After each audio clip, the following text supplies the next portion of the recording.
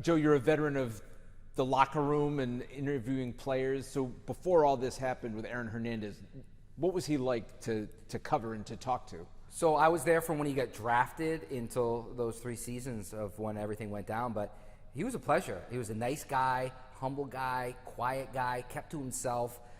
We built a rapport over the years because, like, you know, I cover those guys on a weekly, daily basis, really. And he was very, very nice. Every time I walked up to him, I'm like, hey, you got a minute? Always gave me time, would joke with me. Hey, I got to put my hat on to make money. And he'd put on a Muscle Milk hat on. And he was just a really nice guy. So that's why when everything turned south and we heard what happened, I was in shock because I just couldn't believe that a guy that I covered could have committed a murder. Yeah, there was rumblings about why he fell in the draft, and I think he claimed it was just because he got caught smoking marijuana or something like that. But obviously after what happened, there was all kinds of things that came out about his past, whether it was in Connecticut or at the University of Florida. But before this happened, there was really no talk of that, or that he's like a bad guy behind the scenes or has problems? No, I think when something happens like that, everything comes to light after the fact because then people start talking about it. I think before, I think they were red flags when he got drafted, and I think that was at draft time. It always comes out, this guy has character issues, marijuana issues. There was some rumblings on something happened while he was on the team at University of Florida, but it really didn't come to light yet. So I think when this all came to light, everything came out. You know, the murder, the double possible murder beforehand, what happened in Gainesville, what happened in Miami when he shot his friend in the face. So I think when something that level comes out, then all of the things come out. And then there was talks how, like, you know, altercation he had with Wes Welker, in some altercations he had within the locker room. And I remember, like, there was one day, I don't know why it stands out vividly to me, but I remember one day after a game, this was back in the day when family members and friends would hang out in the locker room after games. They don't do that really anymore, but Tom Brady used to bring his kids. And I remember walking in one day and Aaron was hanging out and he had 2 guys with him. And I was like, and like when the guys walked in, I was like, oh, who are these guys?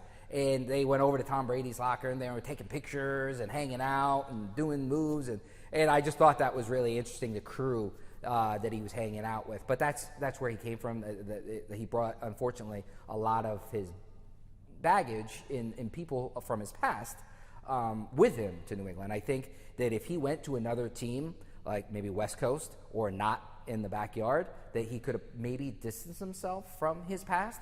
But he was, you know, hop, skip, and a jump up the road from Bristol, Connecticut to Foxborough, Massachusetts, and his crew went back and forth, and they, you know, hung out with him and probably leached on him, and his entourage, you know, was the same group of guys that I think he tried to escape when he went to Florida. And at the time, right, he had signed a new contract not long beforehand, but he was, at a minimum, a good player, if not on his way to being, obviously Gronkowski was there too, but he was a bona fide star at that point? Yep. I'll wait for Scotty. Yeah, I got you. Yeah, him and Gronk turned out to be one of the best tight end combos in the NFL, maybe in NFL history. You had Gronk with this big, burly tight end that could block, that could run you over, could score the touchdowns. And then you had Aaron, who was more of like a wide receiver at the tight end position. He was fast, he was quick, he was agile, make good moves. They were breaking records on what tight ends were doing, combos in the NFL. And they were like on this record pace. He scored a touchdown in that Super Bowl. And he was incredible at what he did, and he complemented Gronk so well. So what they were doing was something the NFL maybe has never seen before with that 2 tight end set, and it was absolutely incredible of what they were doing. And then when everything went downhill, they had to go back to loading up on Gronk. And that changed the Patriots' offense because he was like another target that got a ton of receptions. Do you remember, was there any specific thing when the situation happened in North Attleboro? Do you remember whether it was at the stadium or just being at the station or realizing that this was going to turn into a really big situation involving a New England Patriots player? I think just from being in the media, like we get not tips on things, but we hear things that are going on. And at first, I remember, like I've covered a number of things that happen to local athletes, DUIs, domestics, all the deflate gates, all the spy gates, all the different things. And at first, I thought it was something like that. And then as it evolved, I was like, oh, maybe he was involved with being there. Like, nobody thought that a guy that you covered that played for the New England Patriots, one of the greatest franchises in all of sports, was a murderer. Nobody did. And then when things started coming to light, I think there was an aha moment. I think it was that morning when things really started heating up, and he did that bizarre drive up to Boston, and he stopped at Gillette, and there was a chopper overhead, and he went in, and they kicked him right out. And I think that moment when the Patriots distanced themselves, I was like, all right, there's something here. And this is going to be a major story. And then it turned out to be one of the biggest stories in the nation, if not world.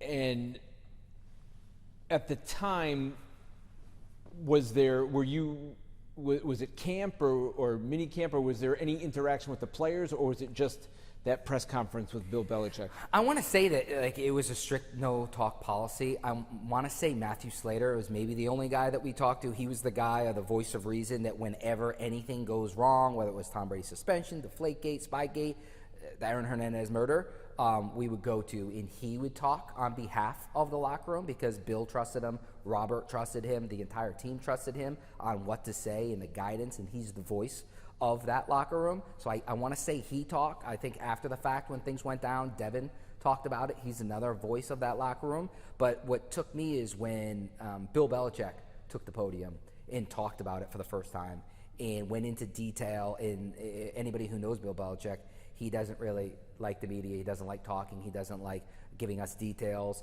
And he was open, honest, answered questions, just was really, really good that day of explaining the process and how it happened, how it slipped through the cracks, for his express for the family and everything like that. So I thought that was incredible to hear Bill that day being an open book, where he's never an open book. It seemed like he got the gravity of the situation, that it went beyond sports.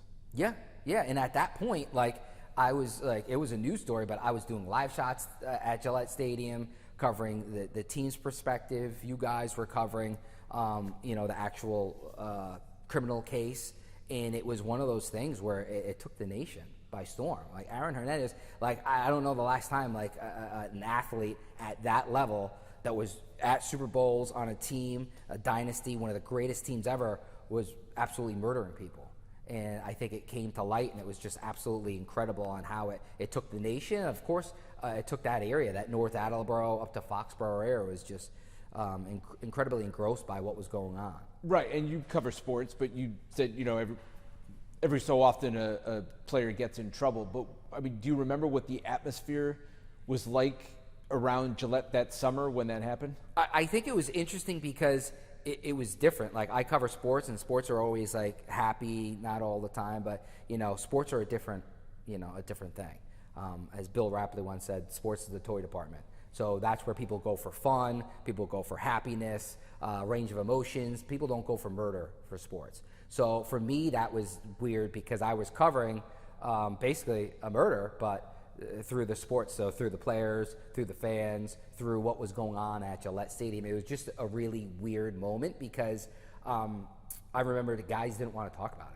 I had a great relationship with Gronk. And Gronk and him, as we mentioned earlier, they were the dynamic duo. They were the greatest thing in the NFL, the greatest tight end combo maybe ever. And they were 1 and 2.